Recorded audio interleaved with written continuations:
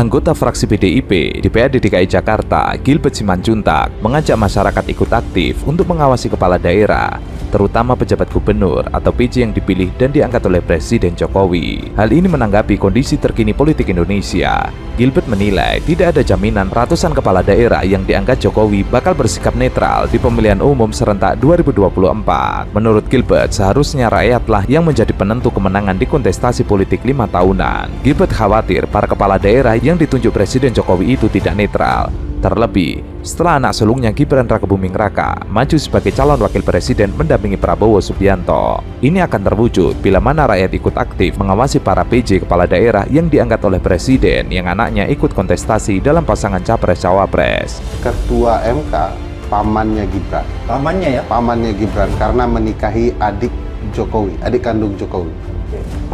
Pemohon salah satu partainya adalah PSI yang kebetulan ketuanya adiknya Gibran. Kebetulan. Dan pemohon 90 perkara yang dikabulkan, Bang, dalam permohonannya eksplisit disebut dia adalah penggemar berat Gibran. Dia mention nama Gibran. Dia mention di dalam permohonan. Oke. Yang lebih hebat, termohon ada dua, DPR dan pemerintah. Pemerintahnya pemerintahan ayahnya Gibran. Jadi Pak Jokowi ini bapaknya Gibran ya? Bapaknya Gibran. Bapak kandung ya? Jadi persidangan itu semua punya relasi dengan Gibran. Hakimnya, pemohonnya, termohonnya. Oke. Awalnya pemohon mengatakan bahwa permohonan ini tidak diperuntukkan hanya untuk Gibran. Ini erga omnes kan konsekuensinya berlaku untuk semua. Tapi fakta setelah putusan terbukti bahwa yang memanfaatkan putusan itu satu-satunya adalah Gibran. Jadi ada nuansa konflik kepentingan. Kalau kita mengacu kepada Undang-Undang Nomor 28 Tahun 99 tentang penyelenggaraan negara yang bersih dan bebas korupsi, kolusi, dan nepotisme, eksplisit di pasal 1 angka 5, nepotisme itu adalah ketika penyelenggara negara menggunakan wewenangnya untuk kepentingan keluarga atau kroninya. Clear, Pak. Tidak bisa dibantah. Apa konsekuensinya? Tidak hanya soal etik, tetapi juga pemidanaan. Kalau kita baca pasal 22 Undang-Undang 99, nepotisme yang dilakukan oleh penyelenggara negara dapat dipidana. Oke. Kalau sudah pidana, sudah pasti melanggar etik tuh, Bang. Siapa yang dapat dipidana nih? Orang yang menggunakan kekuasaan penyelenggaraan negaranya untuk kepentingan keluarga. Dalam konteks ini, penyelenggara negara dalam kasus ini adalah Ketua MK. Anwar Usman. Jadi bisa diduga dia melakukan pelanggaran pidana ya? Nepotisme, karena Undang-Undang 28 sampai sekarang tidak dicabut, Bang. Lebih lanjut, Gilbert juga mengingatkan agar kepala daerah menjaga marwahnya sebagai abdi negara dengan bersikap adil ke rakyat yang dipimpin dalam situasi apapun. Sementara itu, gerakan memenangkan keluarga Presiden Jokowi bukan baru terjadi dalam pemilihan umum 2024 dengan kandidat Prabowo Subianto Gibran Rakebuming Raka. Peristiwa serupa juga terjadi di pemilihan kepala daerah dan Pilkada 2020. Dan kita tahu kan kemudian muncul tuh deklarasi untuk Prabowo Gibran. Dan itu sebelumnya kita sudah tulis di majalah Tempo bahwa ini ada instruksi dari Pratikno, Mensesnek gitu kan, supaya segera deklarasi. Dan setelah itu muncul rame deklarasi. Nah, apakah kemudian masih ada campur tangan dari Pratikno lagi setelah putusan itu? Menarik nih. Beberapa narasumber yang kita temui bilang iya. Oh iya. Jadi di Senin siang itu ada pertemuan di Kertanegara. Kertanegara itu adalah rumahnya Prabowo. Jadi Prabowo menceritakan saya habis ditelepon Pratikno nih. Untuk segera deklarasi Prabowo Gibran. Itu setelah putusan MK dibacakan? Belum 90. Sebelum 90. Jam berapa? Jam 5 sore di hari itu. Tapi Prabowo bilang tunggu dulu putusan seperti apa dan respon publik seperti apa. Makanya kan kalau di berita-berita pertemuan para ketum atau petinggi-petinggi partai itu berjalan singkat kan. Langsung datang buyar seperti itu karena Prabowo belum mau mendeklarasikan Prabowo Gibran. Padahal di situ juga sudah diskenariokan di hari Selasa jam 5 sore itu akan deklarasi. Di hari Senin itu mengumumkan, Selasa deklarasi di hari ulang tahunnya Prabowo juga begitu. Tapi semua gagal lah karena Prabowo meminta untuk melihat respon publik seperti apa. Lalu prosesnya di Senin malam Prabowo mengontaklah orang Demokrat ingin bertemu dengan Pak SBY. Pertemuan pun berlangsung keesokan harinya atau Selasa siang di situ. Prabowo bilang ke ke Pak SBY, dibilang saya pusing Pak. Dia bilang karena respon publik begitu negatifnya kan. Oh iya betul. Terhadap Prabowo Gibran ataupun putusan MK ini. Bahkan ini sumber berbeda Cah ya. Dia bilang hasil survei kalau misalkan Prabowo Gibran itu disatukan turunnya lebih dari 10%. Wow, 2 digit. Berkurang ya. Lumayan ya. Lumayan tinggi sekali kan. Kalau sekarang dia 30 something ya kalau gua nggak salah ya. Berarti kan tinggal 20-an kan. Itu. Lalu Mengerus ya berarti. Mengerus. Ada 3 poin. Gua nyatet nih poin-poinnya pertemuan itu.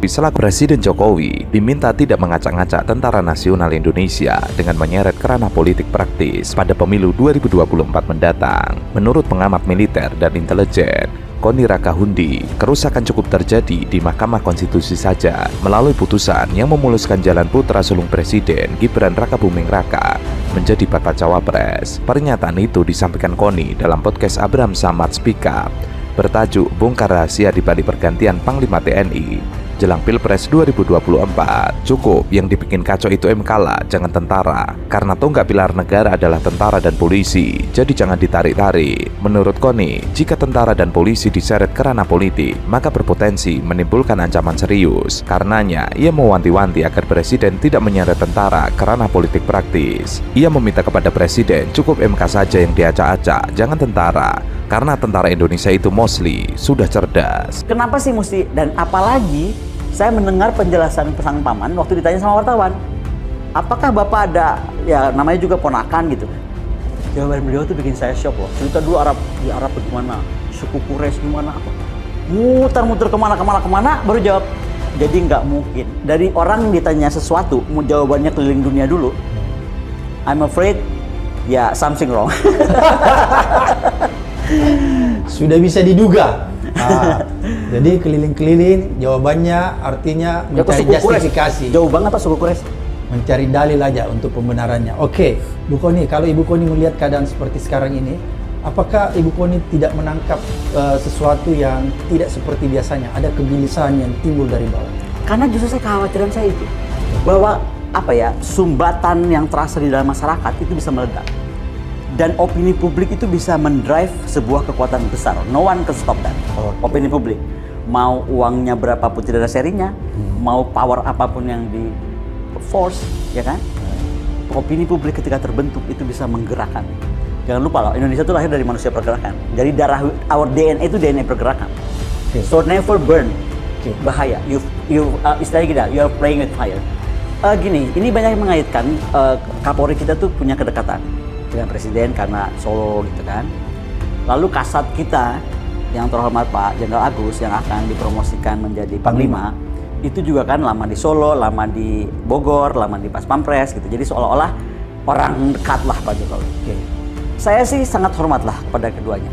Saya sangat hormat dan saya percaya Panglima, calon Panglima atau Kapolri itu makhluk atau penduduk Indonesia yang terbaik, putra-putra terbaik. Putra-putra terbaik yang mencapai posisi itu juga dengan segala macam. Nah, justru karena kita juga harus menjaga putra-putra terbaik kita itu, itulah pertanyaan saya ke Pak Jokowi hari ini. Kenapa tiba-tiba Panglima ini mau dipercepat? Maksudnya, kita tahu ya, Pak Yudho Margono itu pensiun tuh kan pada ulang tahunnya kalau nggak salah tanggal 18 atau 28, saya lupa, tapi this month, November. Kenapa sih udah tinggal berapa minggu itu harus membuat lagi kejutan yang belum puas nih, orang masih terkaget-kaget dengan MK, keluarkan kejutan kedua, mengganti Panglima ke Angkatan Darat. Lain kalau Angkatan Udara Pak, reaksi orang pasti beda. Kalau yang diangkat di Pak Fajar misalnya, orang pasti nggak akan seterkejut ini. Tapi ini yang diangkat Angkatan Darat. Angkatan Darat kita tahu kan, mereka tuh sampai kemana? Sampai Babinsa ya? Babinsa bisa digerakkan. Dan itu kan ada orang asing yang datang ke Jogja yang terkejut-kejut kok kayak overnight hari ini pengumuman, besok udah ada di mana-mana gitu. Jadi ada sebuah force dari mana nih yang tiba-tiba bisa ada baliho-baliho. Itu kan jadi pertanyaan juga. Dan gini ya, kalau saya tuh agak, Bapak ikuti ini nggak? Perdana Menteri Australia Instagramnya. Bayangkan dia lagi masukkan Instagram terkait urusan rapat dengan Presiden di Bali, lingkungan kan? Itu semua pesan masuk situ mempertanyakan kenapa kamu mau ngomong atau mau ngobrol sama orang yang telah mengobrak-ngabrik konstitusi. Itu di akun Instagramnya negara tetangga Perdana Menteri. Artinya secara dunia internasional itu sudah ribut. Sudah ribut. Aduh, kita mau terus nih. Jadi kalau saya mau tanya tuh, mungkin kalau iklan tuh, how far can you go? Oke. How far can you go, Mr. President? Karena ini nggak main-main. Silahkan dia mau push anaknya sampai kemanapun juga, tapi dia sudah harus tidak ada, maksudnya tidak ada di dalam sistem pemerintahan ya. Karena begini, saya ini baru terima dan saya tuh kaget loh.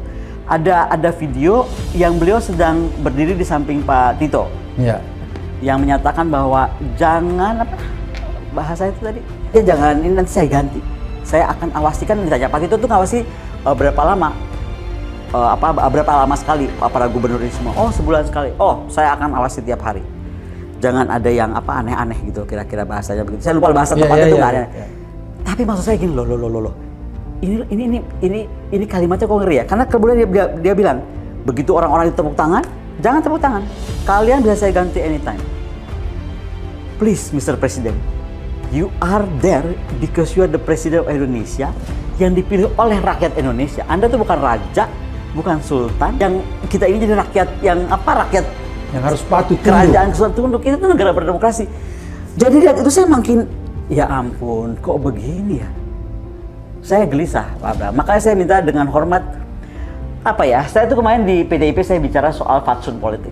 Seperti diketahui, ucapan jangan miring-miring yang dinilai multitafsir itu disampaikan Jokowi di hadapan para pejabat kepala daerah dalam sebuah acara. Karena itu, Koni berharap Presiden Jokowi selaku Panglima tertinggi tidak menyeret tentara ke ranah politik praktis.